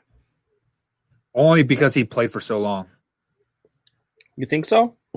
Yeah, I bet you if you would trim his season down to, trim the last 5 or 6 years off of his career, he played 14 years? What was it? And some of that. He played very well when he went to Minnesota after everybody said he was done. He did. But he also had a very, very great receiver core around him as well as a great offensive coordinator. Oh, yeah. No, absolutely. And so did Jameis Winston last year. Right. So the guy's got some stuff to clean up. I think him learning under Drew Brees is a good thing. To be honest, the best thing that Jameis Winston could have done was somehow talk Tampa Bay of keeping him, bringing him as a second string and learning behind Tom. Would he accept that role? I don't know. But if you get a chance to learn somebody behind Tom Brady, that's been doing it for what? I think Breeze suits his game better because Breeze is more mobile, just like Jameis is, and Tom is just a straight pocket passer. Yeah. And I think Breeze knows how to win, just like Tom does. I think sitting under Breeze was a smart move for him. Do you think Jameson is the starting quarterback for the Saints when Breeze retires at the end of the year? I do, yeah. I don't think that I think that if they believed in, and I know where you're going with that, I believe if they believed in Taysom Hill, I don't think they would have went out and got Jameis Winston. Yeah, but they signed him to a pretty good deal, didn't they? It was like 3 or 4 years for $16 million to be their their receiver, special teams, and to be their their whatever gimmick guy. I mean, he's going to be there and he's going to do the same thing under Jameis Winston. I guarantee you, they brought Jameis Winston in there because they saw what he did with the yards and the touchdown passes, and they said, hey, look, we've got the same weapons. We've got a lot of young guys here. We do have Drew Brees leading us, so you're not going to start, but you can sit under here and learn under a guy who runs the same style of offense that you could. Right. So I think it was a good move for him. I think it's a good move for the Saints. I think it's definitely Jameis Winston's job once Brees leaves probably at the end of this year. We will see what they do in the draft this year. Yeah. Yeah. I mean, that's the other thing too. We don't know how he's been performing in practice. We don't know, how do they like him? Do they not like him? What's the word behind the scenes? It's just something you haven't heard yet. You'll probably hear that more as the season goes on and towards the end of the season, what they're thinking for the next year. But What we will really we will know this unless say Drew Brees gets hurt again, mid season and misses three games again.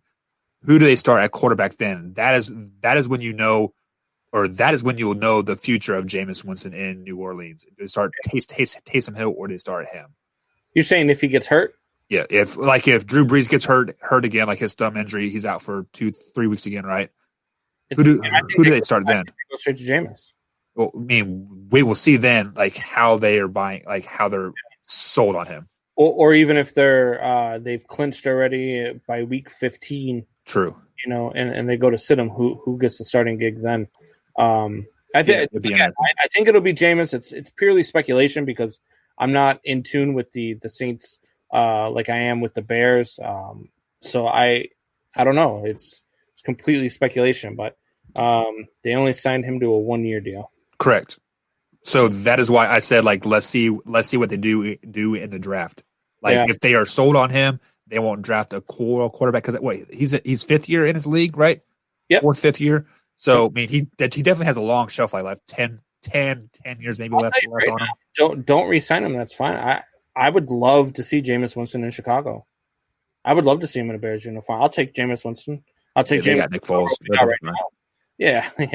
Big Dick Nick. But they gave him when they restructured that deal, I think they gave him 2 or 3 years too. Yeah. I don't like Nick Foles doing a full season though. That's a tough one. Wait. Hang on. So you're sold on Nick Foles for like 3 games, but you don't want him for a whole year? I'm sold on Nick Foles for about 12 games and then heading into the playoffs like he did in Philly, which is what I planned on him for this year. But I'm not sold. He's never done it. He's never done it in his career. He's never been a full season quarterback. I knew for a fact. I was not surprised at all that Mr. Trubisky started the season as a quarterback because there was no way they were going to give him every opportunity to fail before they brought him out. And that's which I think you have to do that. Yeah. They said, look, we're not picking up your 5th-year option and we're signing Nick Foles. You either suck and we're pulling you out, or you go light the world on fire and show everybody that we were the smartest people in the world when we took you over the 2 other quarterbacks that we should have taken. And, I just, and you're reaping the benefits of that too. Yeah, we are. Yeah. Absolutely. Man. Yeah. Absolutely. And so are the Texans. I mean, look, me and Wayne have been friends for a long time, and he's actually my jersey guy. I collect jerseys, ones that I can wear all the time. I almost have a full collection of all the baseball teams in the league. So I collect jerseys, and I was on the phone with him the night of the draft, and I'll never forget it. And I said, hey, look, as soon as they make this pick, I want you to place the order, and I want my Deshaun Watson Bears jersey. And I'm standing up, and I remember I had the remote in my hand, and I'm standing up, and I'm pacing back and forth. I'm like, it's got to be Deshaun Watson. They traded up. We're getting Deshaun Watson. I'm pumped. And then they announced the pick. The Bears select Mitch Trubisky from North Carolina. I said, who? Exactly. I rewound it, DVR. Rewind. Wait, what happened? Mitch Trubisky. I turned off the TV, and I went straight to bed. I didn't say a word. I went straight to bed, and I went to sleep. I was hoping I would wake up and it'd be a dream, but it wasn't. And we lost out on Deshaun Watson, and we lost out on Patrick Mahomes, and not to mention, which a lot of people didn't know, but you got to give the Baltimore Ravens credit. In that same draft, I mean, we also lost out on the GOAT. So, I knew that'd get a reaction out of you. To be honest, I am kind of surprised Lamar Jackson did fall as far as he did, like in that draft, because he was a Heisman winner the previous year, and then a Heisman runner-up, if I'm not mistaken, like the next year, or I got to flip-flopped around. So I have never seen a Heisman winner with that much upside, drop that far in the draft. But honestly, if he would have went to any other team, he probably wouldn't be having the success that he's having. Yeah, right now. You call him whatever you want to, but it's Mr. Big Trust. That's what you need to start calling him. You need to be a trust. You need to be a believer, and you need to give him his respect. The guy, he has my respect from September till January. Once January 1st hits, he is the worst quarterback in the NFL. All right. All right. Foles is garbage, says Alan. You're killing me, man. Foles is garbage on every team but Philadelphia Green. But if you look at him for any other team, he is style offense that Philadelphia ran. And that's why I feel like he is better. All the Bears need is a guy who can complete passes. They need a guy who can hit a guy on the numbers and not turn the ball over and make stupid decision after stupid decision. And Nick Foles is the perfect guy. He's a guy who can for 12 games, right? Well, yeah, for 12 games plus the playoffs, he's a perfect backup quarterback to take over for a failing starting quarterback. He was that when he was in Philly. Then they tried making him a starter, just like and that happens to a lot of backup quarterbacks. They have a great year, and then they want to try to make him a starter. What was the kid out of New England? Not Jimmy Garoppolo, but Matt Castle. Don't speak to him ever again. You guys went out and gave him a huge contract, like $50 million or something like that. Yeah. It's all because he was what was he that year that Brady got hurt? Wasn't he like I think they went 11-5, and I think they made a playoff run, or they made it to the playoff. I think, but and so then the Chiefs went out and they gave him, but it happens all the time. A lot with Patriots quarterbacks. Jimmy Garoppolo is another example of that he is not the quarterback everybody thought he was. It would not be surprised if Jimmy G fails this year. Cam Newton gets a big deal from, let's say, 49ers, and those two flip-flop, and Jimmy G has a better career than Cam.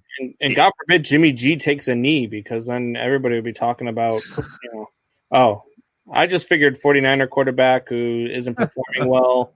And, all right. There's a reason why he is not in the league.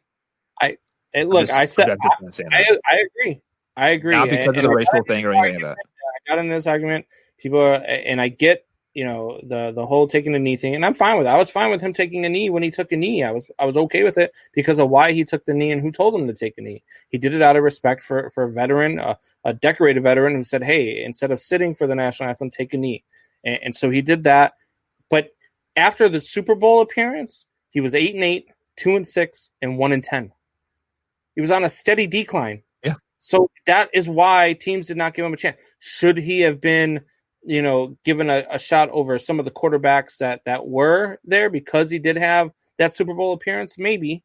But teams didn't want to go that way. Super Bowl ring does not get you a job. Come on now. The reason why you don't get that opportunity is not only are you a distraction to the team with the whole issue that was going on with the taking a knee and how it divided everybody, and some people were for it, some people were against it. Not only does that bring a distraction, but you're also not performing well.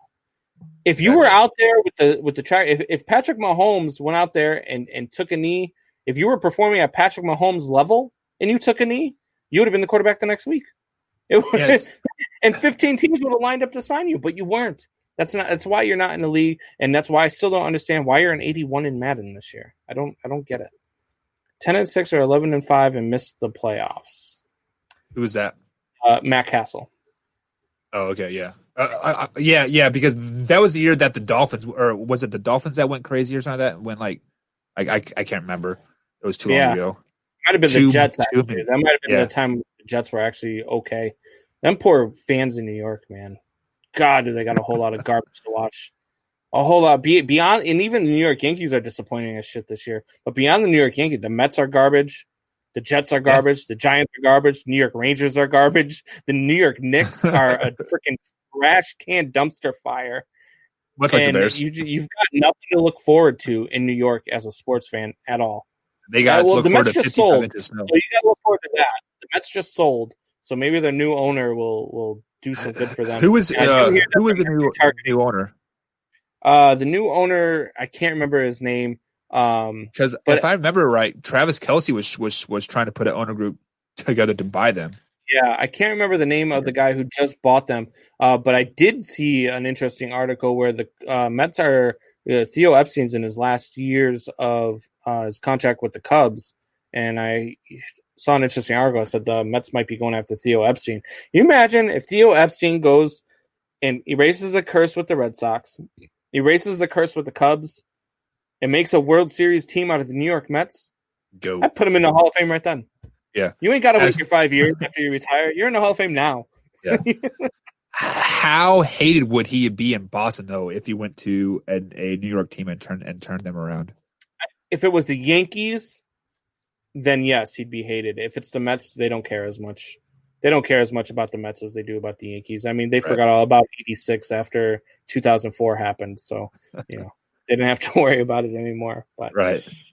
All right, guys. So we're going to take another quick break. When we come back, we will talk a little bit of NBA, and then we will finish up with the rest of our NFL talk. We do got some NBA things going on. It looks like the Nuggets are trying to make a series out of this. We'll see if they can do it. So stick with us. We will be right back.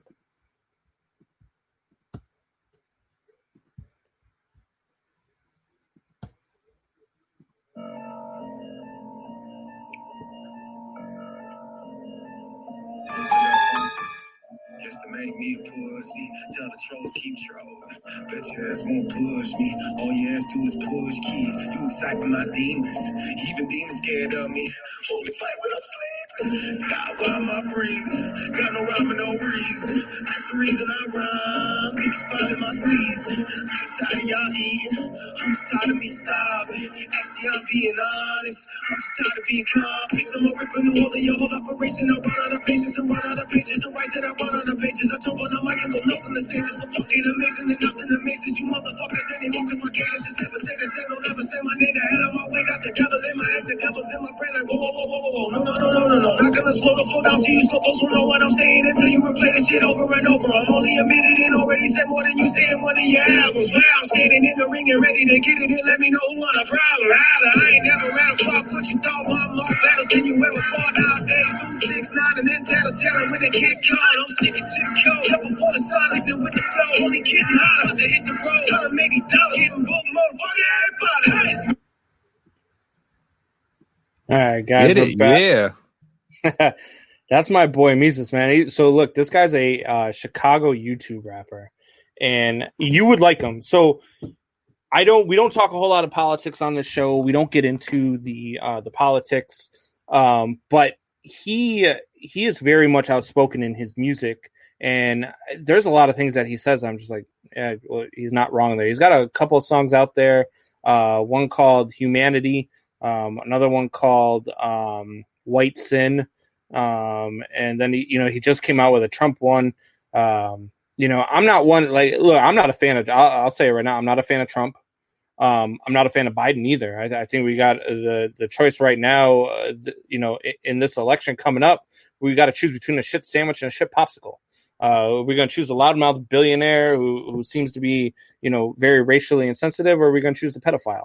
Which this is what we've done to ourselves, America. Right. But anyway, off topic, and get off the politics. But no, Mises has a ton of stuff that is out there that is very good. I think you would like him. And just be sure to go out there and vote, guys. I mean, you can't voice your opinion unless you vote. So yeah, absolutely. So we got the NBA playoffs going on. The Western Conference Finals are going on right now. Lakers have a 1-0 lead. It's 82-80 right now in the fourth quarter with about 10 minutes to go there. So the Nuggets trying to make it a game and trying to make it a series. If the Nuggets even do win this game, does it matter? Yes, because we saw the Nuggets are a very grungy team. So this is where you kind of got to put the asterisks up and do the NBA playoffs. Is the travel is the home court advantage, the travel etc. Is an advantage for Denver right now because they don't have to deal with you can speak all you want about the LA fans, but when it comes playoff time, when it comes to championship time, they show up and they're loud and they have all those billionaire actors up on the front. They do love their Lakers. Yeah, throwing popcorn and talking crapper. So if the Nuggets win game 2 and they win game 3, I think that puts the Lakers kind of backs against the wall like, whoa, wait a second. We got to take these guys a little bit more serious. And we'll definitely see a 7-game series if they win game 2 and game 3. But if they lose tonight, I think the series is probably over and the Lakers sweep them, to be honest. Yeah, I mean, the Lakers have gone out and lost game 1 of each of their first 2 series and then just gone out and dominated the next 4.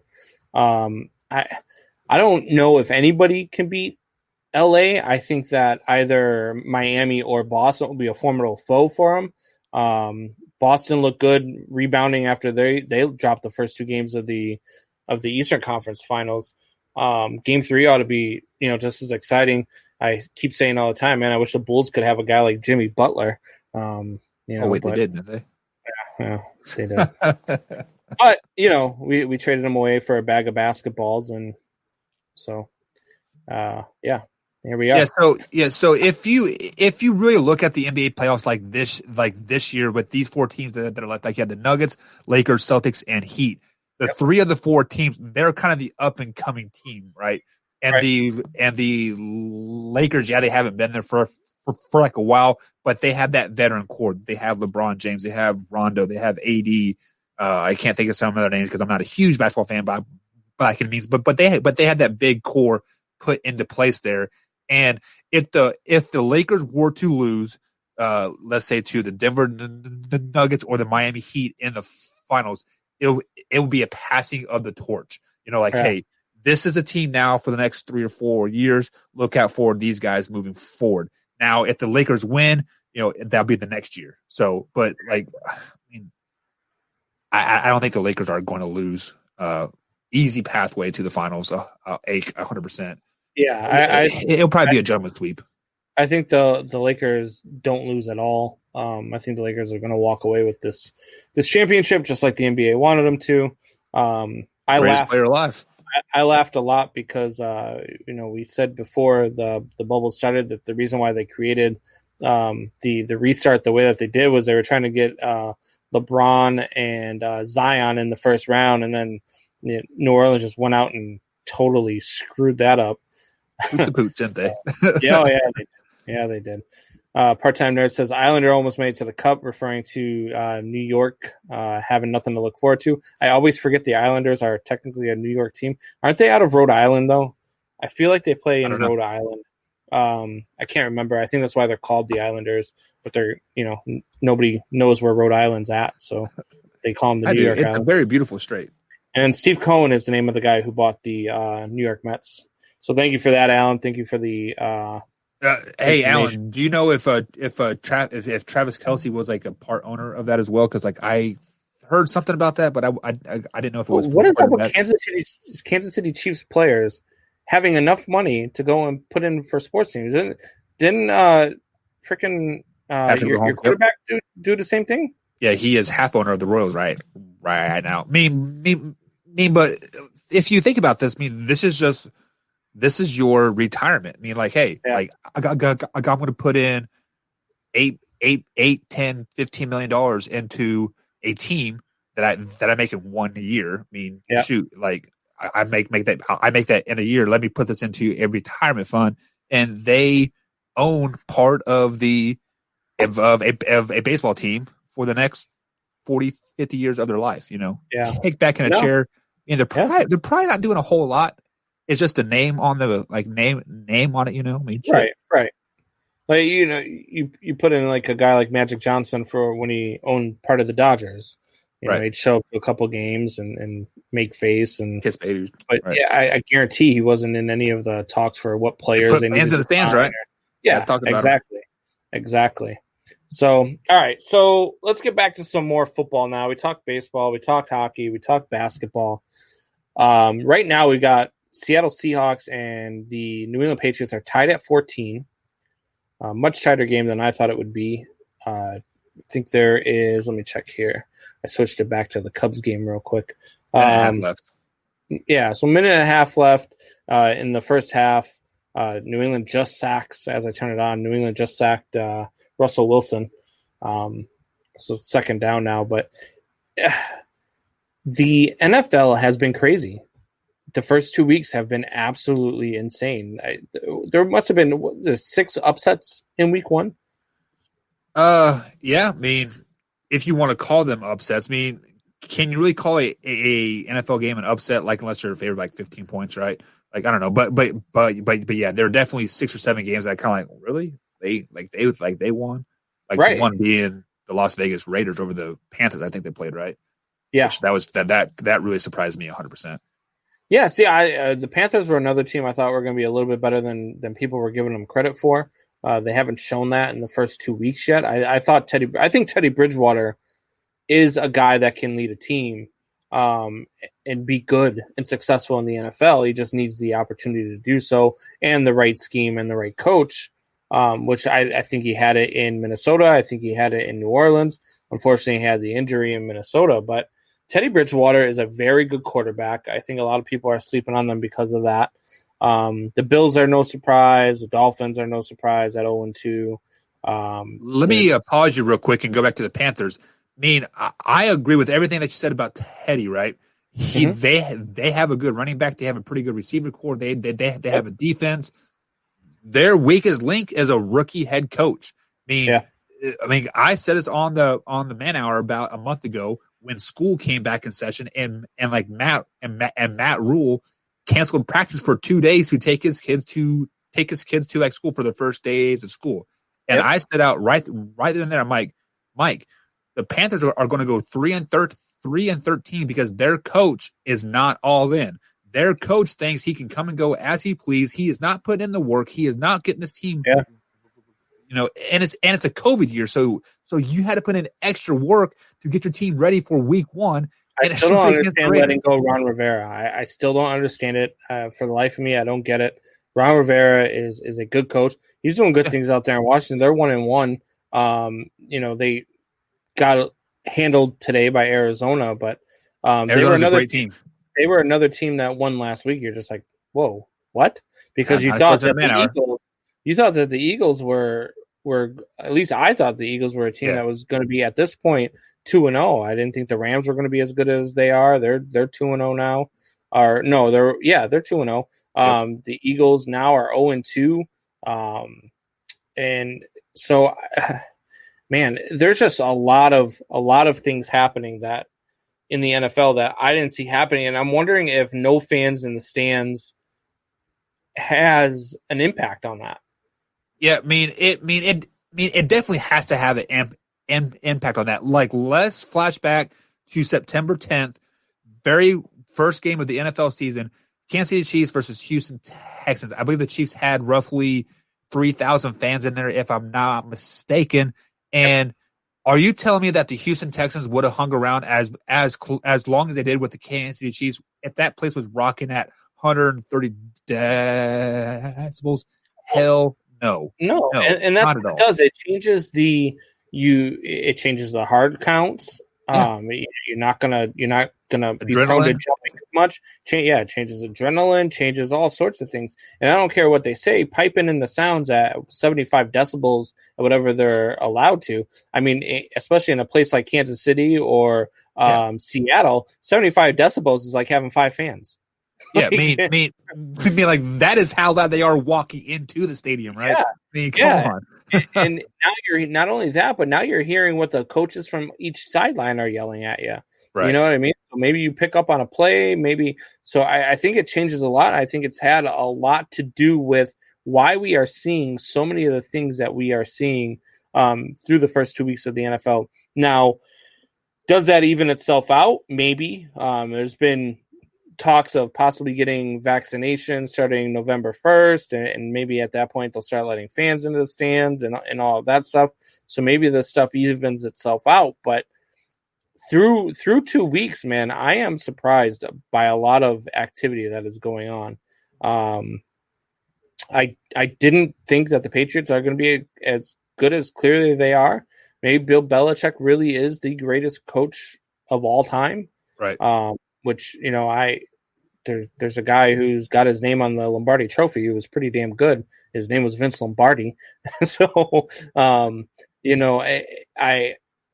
but look, if you go out there and you do this with Cam Newton and, your 2 biggest players on defense opting out for the season, and you still go out there and you do this thing and you come out and you beat the Seahawks, I'll be a believer. Yeah, I mean, one of the biggest surprises to me is the Cincinnati Bengals. Yes, they are 0-2 to start the season, but I honestly thought Joe Burrow was going to struggle all year. Throw 3 or 4 interceptions every game. Just look like plain trash, right? And Mike told me 3 or 4 years down the road, Joe Burrow is going to be better than Patrick Mahomes, better than Lamar Jackson, better than Deshaun as well. And I was like, no way.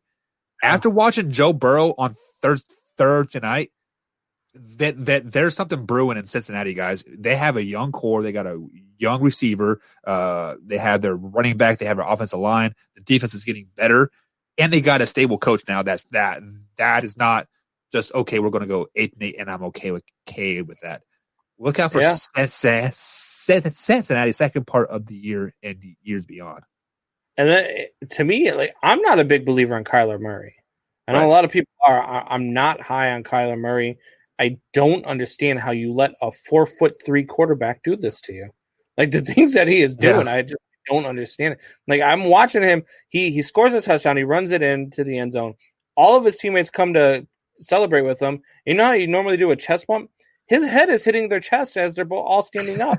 Right. I don't understand how this guy is this good. Yeah. But, look, he's proven me wrong. Doug Flutie was a small quarterback. He was successful. He wasn't a Super Bowl quarterback, but he was an all right quarterback, and he was a smaller quarterback. Kyler Murray, do you think Kyler Murray can sustain what he's done through the first 2 weeks and maybe even bring this Cardinals to, compete for the NFC West with the Seattle Seahawks? Yeah, so I don't think they will dethrone the Seahawks at that top division, but they will compete for a second place and a wild card berth 100%. I think they're better than the Rams. They're better than the 49ers in that division. I do think Kyler Murray is as advertised moving forward. I put out a sleeper pick earlier in the year, and I had him as a sleeper MVP pick because of the talent that he has around him. He has Hopkins. He has Larry Fitzgerald. I always forget that slot receiver that they have. And, they have a pretty good defense, much underrated defense. Right. The one thing that's special about Kyler Murray is he knows his ability. He knows he is 5'9". He knows he cannot see over a 6'5" lineman, and the coach knows that. So they roll the pocket a lot. Taller than he actually is, though, right? 5'9". 5'9" is easily a foot and a half taller than what he really is, right? No, I mean, I believe on the roster they have him at 6 foot, but he is definitely like 5'9", maybe 5'10" tops. But the coach knows, hey, this guy can't throw over the line, so we're going to roll the pocket. And Kyler Murray knows that he is a quarterback, not a running back. He is a quarterback. So he's a pass-first quarterback, and then he has the ability to escape and do great things down the field. And that is what we're looking for in quarterbacks nowadays. The pass-first, scramble ability second, and he has the complete package. Well, let's look at the NFC West then. So after 2 weeks, if let's say the Seattle Seahawks do what they're supposed to do tonight and they beat the New England Patriots, you have the Arizona Cardinals are 2-0. The Los Angeles Rams are 2-0. Seattle Seahawks would be 2-0. And then you have the defending NFC champion 49ers at 1-1. This has to be the best division in football. Yeah, I've said this was the best division in football, the hardest division by far. I did not have the Rams pegged to be as good as they are after the first 2 weeks. I believe I had them at 5-12, maybe 6-11, or sorry, 6-10, 5-11 type of record there. Say it again. I'm sorry. They look like the Super Bowl team from a couple years ago. Right. Yeah. I mean, that offense is definitely clicking again. Like they subtract to add more type thing by releasing Todd Gurley. I did peg the 49ers to be missing the playoffs this year, but a very competitive. I mean, it would not surprise me if every team in this division goes 9-7. And they have 3 playoff teams from this division. Yeah. See, I thought the NFC South was going to be the best division in football. I didn't think that the Falcons were capable of blowing another lead like, they did in the Super Bowl a couple years ago. I didn't see them at 0-2 heading in. I didn't see Dallas, beating them. I have Dallas. I'm down on Dallas, man. I do not like Dallas at all. Could you I thought when the Philly was losing big and the Cowboys were losing big, I said, man, if Atlanta holds on to this, Washington is the only team in that division with a win. Yeah, and unfortunately, you are saying, forget what team. Oh, you're saying the Chargers. People are down on the Chargers, but you think they're better than what people think they are. Yep. The Redskins, the football team, they are better than what people think they are. They have a top 5 defense, and they drafted defense. They have going to be arguably the rookie of the year and Chase Young on that defensive ball. They have a young offensive line or like a offensive side of the ball. The only thing they are missing right now is a quarterback. They have Ron Rivera as a coach, a very, very great coach. They are missing a quarterback. I mean, they need to put Dwayne Haskins on the bench, and they need to bring in. I said Alex Smith. Like I said, like if who is their second string quarterback right now? See, how funny is that? Neither one of us know. Yeah. Well, but I am telling you, if Alex Smith becomes a starter with the Washington football team, they are a playoff caliber team. Kyle Allen is their second quarterback. I don't even know who that is. Alex Smith didn't even dress. So Kyle Allen is the kid that they drafted out of Houston. Still don't know who he is. So that tells you. Yeah, I mean. Yeah, so that's what Washington is missing on their team is a quarterback, a reliable quarterback that can not win you games but not lose you games either, right? Yeah. But I still think that there though. I mean, have you seen his leg? Who? Alex Smith. Yeah, I watched his documentary, like being 11 or like 11 or something like that. I have a picture of his leg. Yeah, that's an actual photo. Yeah, you are missing that big old skin graft that he got over on the first hump. Dude, his leg, he came out with that sock on in practice, and when they showed it on TV, like I almost vomited. Right. Yeah. What happened when he gets hit in that leg? What happened? I'm scared for this guy. So what happened is they got some dirt. But I'm saying, what happens if he gets hit again? Oh, the rod in his leg bends a little bit. I mean, he doesn't have any bone left in there. It is all steel rod, right? So, yeah. I mean, man, I think what's that? Yeah, that's a tough one. Yeah, but I still think the Cowboys are the team to beat in that NFC East. Really? Yeah. See, and I know they're 0-2 right now, but I still think that the Eagles are going to figure things out. And Carson Wentz gives them a much better chance than Dak Prescott gives the Cowboys. The problem that I have with the Eagles is they did dress what's his face today, their rookie quarterback, Jalen Hurt. Yeah. So I would not be surprised if Carson Wentz is kind of on a short leash right now, and Carson Wentz starts getting some more quarterback reps week 3. This isn't Carson Wentz's problem. This is an offensive line problem. Their offensive line has not been able to block a damn thing. Carson Wentz got sacked 8 times. Right. 8 times in week 1.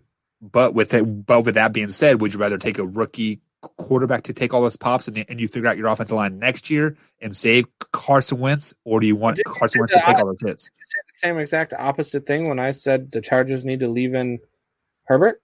Yes, because I think Herbert is the future in LA. I don't think Jalen Hurt is the future in Eagles. Huh. That's interesting. I think, I guess maybe if you're out of it, you go 0-4, 0-5 or something, then yeah, I could see them bringing in Hurts and letting him take the hits and maybe bring in one. But at that point, can you even bring Wentz back as your starter starting next season? Yeah, because you are technically out of a playoff race. I mean, usually when a team goes 0-3, if not 0-4, I believe their chances of making the playoffs are like 10%. It's right. Very, very, very rare that they make the playoffs. So you can say, hey, to your fan base, hey, we are don't tell them anything. Just be like, do what the Patriots coach does. Oh, he has a hurt toe. Right. Perf toe, put an injury on him and put him on IR. So yeah, I don't see the Eagles continuing to struggle. I think that at some point they'll figure out whether it's how to make their offensive line block better, or B, figure out a way to get around that and let Carson Wentz be more mobile. Carson Wentz can be a very mobile quarterback.